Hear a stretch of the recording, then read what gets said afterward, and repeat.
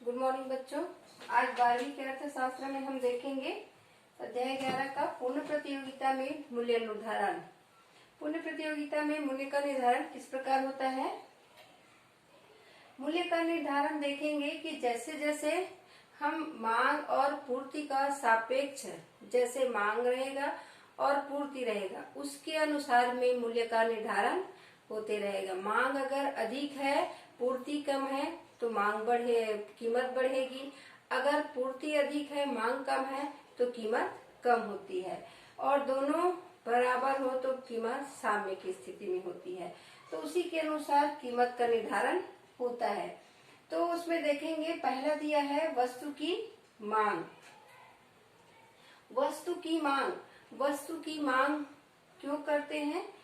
वस्तु उपयोगिता के लिए। उपभोक्ता जो है वस्तु की मांग करता है। और वस्तु की मांग क्यों करता है? उपयोगिता के लिए। किसी भी वस्तु की मांग करते हैं, अगर हम उस वस्तु का मांग कर रहे हैं, क्यों कर रहे हैं? क्योंकि उस वस्तु से हमको उपयोगिता है, हमारा उपयोग की वस्तु है, तभी हम उस वस्तु की मांग करेंगे। तो उस वस्तु की मांग अगर हम करते हैं तो इसमें कहा गया है कि किसी वस्तु का हम जैसे जैसे उपयोग करते जाते हैं, पहले में उस वस्तु का उपयोगिता अधिक होगा, फिर धीरे धीरे हम उसको खरीदते जाएंगे, एक सीमा ऐसे आएगा कि उसकी उपयोगिता कम होने लगेगी। तो धीरे धीरे उसकी कीमत भी कम होते जाती है। तो मांग जो है उसी के अनुसार फिर कीमत में परिवर्तन होता है। किसी भी वस्तु को अगर हम किसी भी वस्तु का मांग कर रहे हैं तो मांग के अनुसार में कीमत तय होता है। अगर हम मांग अधिक मात्रा में कर रहे हैं या मांग कर रहे हैं और पूर्ति कम है तो कीमत क्या हो जाता है? फिर उसकी बढ़ जाती है। अगर मांग के अनुसार में पूर्ति अधिक है तो कीमत कम हो जाती है। तो मांग हम कब करेंगे? मांग कैसे करते हैं? जैसे जैसे किसी वस्तु की कीमत कम होते जाती है, वस्तु की मांग बढ़ते जाती है। कीमत के अनुसार में हम उसकी मांग करेंगे। हम कीमत को पहले देखेंगे, वस्तु की कीमत पूछेंगे, कीमत को हमको सही लगता है तभी हम मांग करते हैं। तो जैसे जैसे कीमत कम होते जाती है, वस्तु की मांग बढ़ते जाती है। और जैसे हम किसी वस्तु को खरीदने जाएंगे, हमको लगेगा कि हाँ ये कीमत आज कम है, तो ना चाहते हुए भी उस वस्तु को हम खरीद लेते हैं, क्योंकि उसकी उपयोगिता होती तो है परंतु हम उस समय लेना नहीं चाहते, पर देख रहे हैं कि कीमत कम है तो हम उसको जड़ से खरीद लेते हैं। तो ये है, तब उसका मूल्य निर्धारण होता है। अब देखते हैं वस्तु की पूर्ति में मूल्य का निर्धारण कैसे होता है।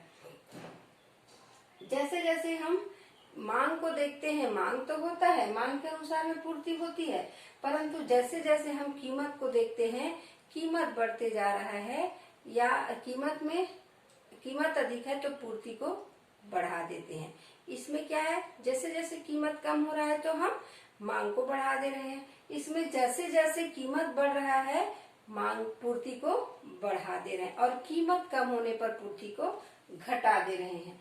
तो ये इस जैसे जैसे किसी वस्तु के कीमत में परिवर्तन हो रहा है, अधिक हो रहा है कीमत, तो हम पूर्ति को बढ़ाते जा रहे हैं। तो उस समय जैसे जैसे एक बेचने वाला और एक खरीदने वाला जिस स्थिति में कीमत तय करेंगे उसी को मूल्य निर्धारण कहेंगे। लेने वाला लेंगे, बेचने वाला बेचेंगे। जिस स्थिति में वो तैयार होता है उस समय को मूल्य निर्धारण कहेंगे। वैसे ही देखेंगे मांग एवं पूर्ति संतुलन मूल्य का निर्धारण। दोनों के मूल्य निर्धारण का संतुलन कब होता है? आप बुक में जब भी आप वीडियो देखते हो, बुक को सामने रखो, उसमें देखो कि इसमें चार्ट बना हुआ है और डायग्राम बना हुआ है, उसको देखोगे तो जल्दी समझ में आएगा। इसमें दिया हुआ है, इसमें चार्ट बना है कि जैसे जैसे कीमत कम होते जा रहा है, मांग बढ़ रहा है। इसमें कीमत बढ़ रहा है तो पूर्ति को बढ़ा रहे हैं। तो इसमें साम्य की स्थिति ऐसे होती है जब दोनों में समानता होती है। एक तो कीमत में परिवर्तन, दूसरा मांग में परिवर्तन। दोनों की स्थिति ऐसी होती है कि दोनों एक जगह पर रुक जाते हैं। उसी को साम्य की स्थिति कहते हैं। मांग और पूर्ति। मांग क्या है? जब कीमत कम होते जाता है मांग बढ़ते जाती है, जब कीमत बढ़ते जाता है पूर्ति बढ़ते जाती है। तो इस स्थिति में एक ऐसी स्थिति आती है कि दोनों साम्य की स्थिति में आती है। जैसे किसी वस्तु को हम खरीदने जाते हैं तो देखते हैं कि कीमत कम है तो हम मात्रा ज्यादा लेते जाते हैं। वैसे ही बेचने वाला ये देखते हैं कि किसी वस्तु का कीमत बढ़ जा रहा है तो वो पूर्ति को बढ़ाते जाता है, क्योंकि उसमें उसको लाभ है। सब अपना लाभ हानि देखते हैं। तो एक स्थिति आती है कि इसमें संतुलन की स्थिति आती है। उसको आप देखोगे इसमें दोनों में ट्राइग्राम बना हुआ है। उसके बाद देखते हैं मांग एवं पूर्ति में परिवर्तन का संतुलन कीमत पर प्रभाव। मांग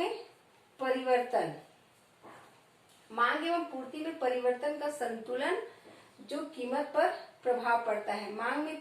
अगर मांग में परिवर्तन होता है तो संतुलन कीमत पर भी प्रभाव पड़ता है, क्योंकि मांग में परिवर्तन, अगर मांग बढ़ जाती है तो पूर्ति को बढ़ा देते हैं, क्योंकि मांग बढ़ेगी तो कीमत भी बढ़ जाती है। ऑटोमेटिक है, किसी वस्तु का लगातार हम देखते हैं कि उसकी मांग बढ़ रही है, मांग बढ़ने से हम तुरंत पूर्ति को बढ़ा देते हैं। कि वस्तु की मात्रा को देखेंगे, वस्तु की मात्रा अगर सीमित है, मांग बढ़ रही है तो तुरंत कीमत में परिवर्तन हो जाता है। तो इस संतुलन की स्थिति में परिवर्तन हो जाता है, प्रभाव पड़ता है। दूसरा है पूर्ति में परिवर्तन। अगर पूर्ति में भी परिवर्तन है, साम्य की स्थिति है, और अगर पूर्ति में परिवर्तन, अगर कहीं ऐसा देखते हैं कि हमारे पास माल बहुत है, हमको बेचना है, पूर्ति बढ़ गया है, तो इधर कीमत कम होने लगता है। कीमत कम होने से पूर्ति बढ़ गया है तो कीमत कम हो जाता है। तो ये साम्य की स्थिति पर भी प्रभाव पड़ता है। साम्य की स्थिति वहां पर नहीं होती। साम्य की स्थिति बताए हैं कब होता है प्रभाव, कि दोनों समान हो। तो मांग में परिवर्तन होने पर भी और पूर्ति में परिवर्तन होने पर भी इसमें प्रभाव पड़ता है। मांग एवं पूर्ति दोनों में एक साथ परिवर्तन। कभी कभी ऐसा भी होता है कि किसी वस्तु का मांग एवं पूर्ति दोनों में परिवर्तन होता है, मांग भी बढ़ जाता है और पूर्ति को बढ़ा देते हैं। कभी कभी ऐसी स्थिति आ जाती है कि हम मांग भी बढ़ जाता है और पूर्ति, किसी वस्तु का अगर हम देखेंगे कि जिस रफ्तार से मांग बढ़ता है उसी रफ्तार से पूर्ति भी बढ़ जाती है, तो उसमें कीमत में उतना परिवर्तन नहीं होता। कीमत में परिवर्तन मांग बढ़ गया है, पूर्ति कम है तो होगा, या पूर्ति बढ़ गया है, मांग कम है तो होगा। परंतु दोनों में है तो कीमत में परिवर्तन नहीं होगा, साम्य की स्थिति में हो जाती है। अब देखते हैं मूल्य निर्धारण में समय तत्व का महत्व होता है। मूल्य का निर्धारण समय के अनुसार भी परिवर्तन होता है। मूल्य, अगर हम अति अल्पकाल में मूल्य निर्धारण, अगर अति अल्पकाल का बाजार है, अगर जिसमें हमको समय बहुत कम मिलता है, समय कम मिलने से जो हमारा रोज का जो बाजार है, जो जल्दी नष्ट होने वाला है या कुछ समय के लिए रुक सकता है, कुछ हफ्ता के लिए, मतलब एक आध हफ्ता के लिए, तो ऐसे में मूल्य का निर्धारण होता है बाजार की स्थिति को देखकर, क्योंकि उसको हमको जल्दी बेचना है। अगर मांग अधिक हो रहा है तो कीमत बढ़ सकता है, अगर मांग कम है तो कीमत कम करके उसको बेचना पड़ता है। तो अति अल्पकाल में मूल्य का निर्धारण समय के अनुसार होता है। अगर मांग उस समय बढ़ गया, पूर्ति कम है, तो हम पूर्ति को तो बढ़ा नहीं सकते, कीमत को बढ़ा सकते हैं, तो कीमत बढ़ाकर उसको बेच सकते हैं। अगर वहां पर पूर्ति अधिक है, मांग कम है, तो भी हमको कीमत में कम कर सकते हैं। अगर मांग अधिक है, पूर्ति कम है सामान, तो कीमत को बढ़ा सकते हैं। तो इसमें पूर्ति का कीमत का विशेष महत्व रहता है, क्योंकि उस समय हम, और अगर मांग बढ़ रहा है तो तुरंत हम उसमें पूर्ति नहीं कर सकते और उसमें कार्य करके कुछ समय के लिए हम बढ़ा सकते, परंतु और लेबर या उद्योग को बढ़ा नहीं सकते, तुरंत हम उसमें कोई परिवर्तन नहीं कर सकते। अब अल्पकाल में मूल्य निर्धारण। अल्पकाल में हमारे पास समय रहता है, हमारे पास हम उतना समय रहता है कि हम परिवर्तन कर सके, अति अल्प काल से उसमें ज्यादा समय मिलता है। दूसरे उद्योग में हम जा सकते हैं या कुछ जो उद्योग है उसको बंद भी कर सकते हैं, लेबर बढ़ा सकते हैं, उसके लिए हमको समय है। परिवर्तन कर सकते हैं कि मांग बढ़ रहा है तो हम अपने उद्योग को बढ़ा सकते हैं, दूसरे उद्योग में जा सकते हैं, या मांग कम हो रहा है तो उद्योग को बंद कर सकते हैं। उसके लिए हमारे पास समय रहता है, उसके हिसाब से हम मूल्य का निर्धारण करते हैं। उत्पादन अधिक हो गया या कम हो गया, उसकी स्थिति में या जितनी जितनी हम मांग है उसके अनुसार हम पूर्ति को बढ़ा सकते हैं। तो उसके आधार पर मूल्य का निर्धारण होता है, क्योंकि हमारे पास उसमें समय होता है। इसमें बिल्कुल समय नहीं होता, इसमें हमको समय मिलता है। अब दीर्घकाल में हमको बहुत समय मिलता है।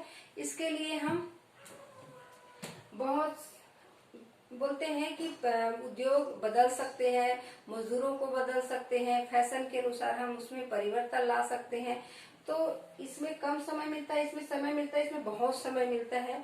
और इसमें समय मिलने के आधार पर हम बहुत सारे जो फैशन है बदल जा रहे हैं, उनके अनुसार बहुत हमको उसमें समय मिलते जाता है, तो हम उसके अनुसार कीमत का निर्धारण होते जाता है। इसमें भी हम उद्योग का बहिर्गमन कर सकते हैं, आगमन कर सकते हैं। हमको लगता है कि हम जा सकते हैं, इसमें कम मिलता है, इसमें आगमन होता है फिर भी कम रहता है। थोड़ा बहुत हम इसमें कर सकते हैं, अत्यधिक हम इसमें नहीं करते। दीर्घकाल में हमको बहुत समय मिलता है, मजदूर बढ़ा सकते हैं। और इसमें जो है अल्पकाल में हम मशीन को नहीं बदल सकते, ठीक है। तो इसमें हम मशीन को भी बदल सकते हैं, पुराने मशीन ये करके नए मशीन लगा सकते हैं, मजदूरों को बढ़ा सकते हैं, कच्चा माल को बढ़ा सकते हैं। तो इसके लिए समय मिलता है, हम फैशन के अनुसार हमें परिवर्तन कर सकते हैं। अति दीर्घकाल में पूर्ति प्रभावशाली रहता है।